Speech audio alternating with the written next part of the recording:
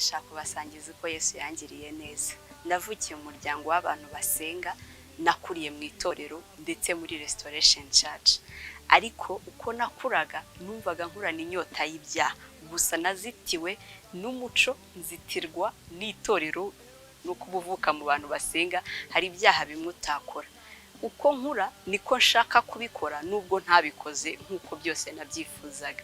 Hanyuma umunsi umwe ndi mu rusengero, kuko ntago nahavuye nubwo nari mu byaha, ntahana urubanza rw'ibyaha rudasanzwe.